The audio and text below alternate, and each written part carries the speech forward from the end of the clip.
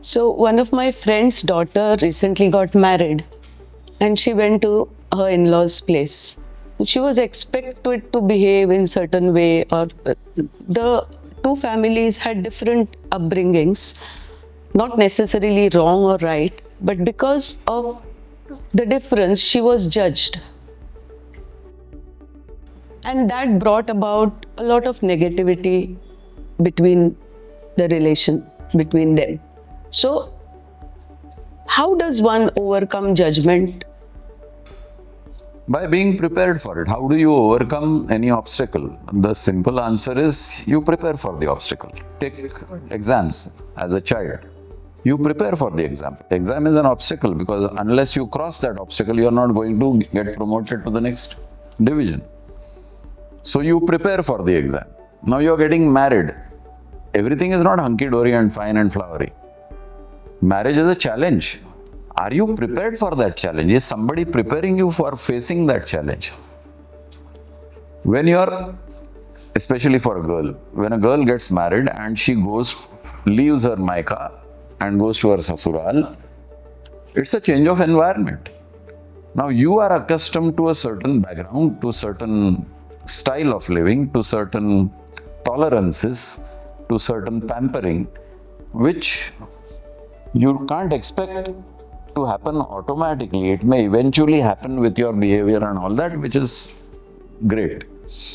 But if you expect it from day one, that's not going to happen because you are a person who doesn't belong to that environment. Naturally, you bring your differences. Your differences, if they are accepted happily, you are a happy entrant in that house. But if they are resented, then you are an unhappy person. Are you mentally being prepared for that eventuality? Unfortunately, no. Parents of the girl feel that they are the ideal parents and they have brought up their child very well, and they expect the boy's parents to be a prototype, a replica of their personality, and they will treat their daughter as if she is the in-law's daughter. Most unlikely to happen. Eventually it might happen depending on the behavior and the relationships and how they gel. Personalities vary. Some personalities gel and some personalities clash. So coming back to your question, preparation is necessary and that is not happening.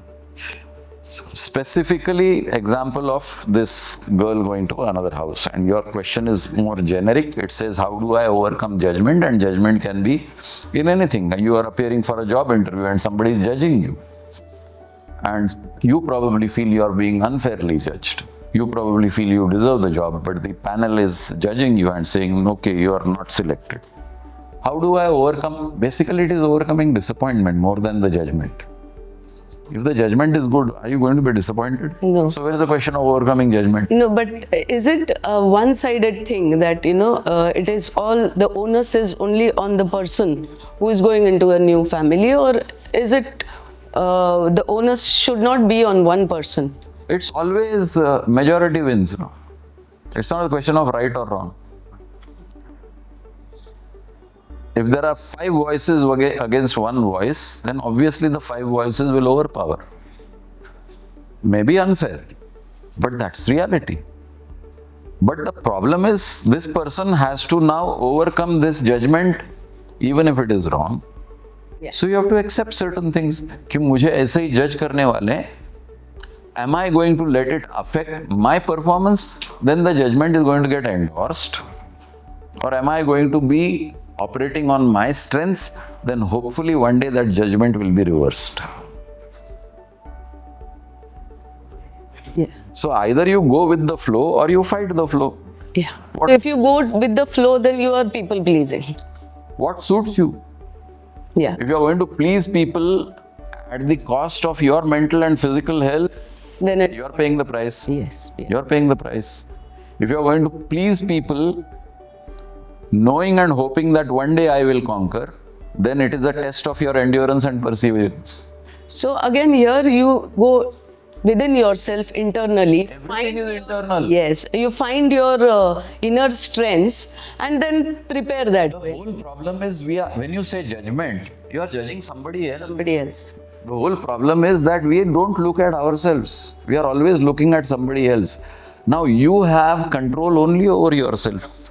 You don't have control over the other person. If the other person refuses to look at himself or introspect, what can you do? Nothing. Who is in your control? Only you. Other people are not in your control. Then you have to modulate and tailor yourself to have the harmony if you wish for harmony, or separate if there is continuous disharmony, and find your own path. So usually we being a little senior and successful, and the younger generation, sometimes we judge. So they are not so strong or they are not so patient. But when we do that, they shut down. Even before a conversation starts, they shut down. They don't want to listen to you. So how do you overcome this habit of judgment? Here there is no judgment. Here there is a fixation. And I am fixated with the idea.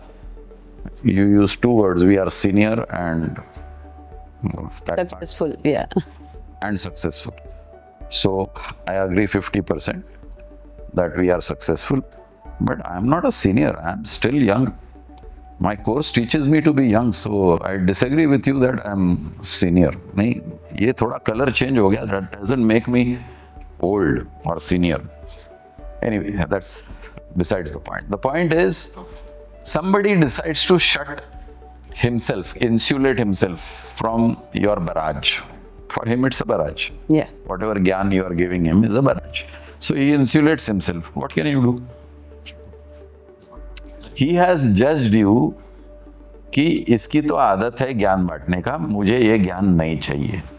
ठीक है? That is his judgment about you. मुझे ये ज्ञान नहीं चाहिए, मेरे पास ज्ञान है. This is your complaint about the younger generation. Okay? So if this is the reality you are facing, what can you do? Can you barge into there? Am I also not judging the person? You are. Yeah, so it is. So the his subject is judgment about you. Started with my judgment. It's about you. Yes. You can't correct them. Can you correct yourself? So what is the method? Yeah. My inputs are not required. Why am I giving inputs? Can you control yourself? Can you rein in your urge to be? Feel for the person and you want them to excel. But it is not wanted. I made an extremely delicious dish which I love to eat. But My child doesn't want it. My child wants to buy something ready-made, order on Zomato and Swiggy, and prefers that more than the loving dish which my mother is cooking for me. What can you do? so can't there be a balance? Who will balance? They are unwilling to balance. How do So I go balance about- means Yes, withdraw. Withdraw. You don't want to withdraw. मेरा बच्चा मेरा प्यार उमड़ घुमड़ के आ रहा है, मैं प्यार से उसको खिलाना चाहती हूँ, वो खाना नहीं चाहता है. It is your insistence. You need to rein in. You are judging your child based on your impressions about what you consider is a प्यार से बनाई delicious dish. उसको नहीं लगती है वो delicious. Not about the child, but yeah, what I wanted to say is another generation, which is like your profession only, and you want to tell them something, these are the right things or this thing, but they have their own ways. पक्का. And you need to have that rapport with them and you need to communicate with them. So if you don't tell them anything, If you are compulsorily associated with them, for example, in a boss-subordinate relationship, you are going to live with them 2 years, 3 years, for whatever duration you are going to be in the organization, and or that person is going to be in the organization. You need that harmony. So now you are working with HR, human relations. Yeah, so you need to inculcate some HR skills yourself besides your professional skills to be able to deal with your subordinates. That is compulsory. It may go against your grain. You may not be happy to maintain an HR policy which troubles you. Arey, that fellow is downright insolent. He is not obedient. Official instructions also he disobeys. But for the sake of human relations, because there is an HR department which is also giving me advice on the one hand that you must maintain harmonious relationships with your subordinates, and the subordinate I know is insolent is also a judgment. So it has to be again preparedness on your part. Yes, it is To walk ultimately that- about you. How to deal with that subject is your problem. You are getting affected by his insolence. He is like that. Can you change him? You can't change him. Who can you change? You can change yourself. Is it necessary for you to overcome this situation? Then use your authority. At the cost of harmony. The authority does not work. If it doesn't work, Nowadays, if it doesn't work, then you have to manage. Authority doesn't work. We saw that recently in one country where the prime minister was overthrown. Yeah. How do I win this battle of self-judgment against external judgment? Everyone is trying to win. And everyone is trying to win battles. So number one, why are we having battles? You used a nice word, self-judgment. So suppose with whatever stage you are in life, you've got grey hair. And you are judging कि अब मैं old दिख रही हूँ, बूढ़ी दिख रही हूँ. So I must dye my hair. So that people will at least not judge me as old. Oh. So are you dyeing your hair for people or for your own sense of well-being? So first define that. Okay, why am I dyeing my hair? I'm dyeing my hair because I want other people to judge me as young. Do really people think so much about us? Probably not. It is in your mind that people are thinking abhi ye budi ho gayi hai. And you want to still impress them that no, I'm still young. You want to project an image of yourself. So you are judging yourself in the eyes of somebody else, which may not be the reality. Nobody even bothers to look at your hair. They probably look at you as a person. They probably relate with you as a person. And what you're wearing and what is the color of the frame of your specs and whether you're wearing a lipstick or not. Nobody is even bothered about that. You are conscious of it. You are judging yourself through the prism of the observer. And the observer's prism is non-existent. So you have created a scenario for yourself. You have created a cage for yourself and you are now locked in that cage. Free yourself.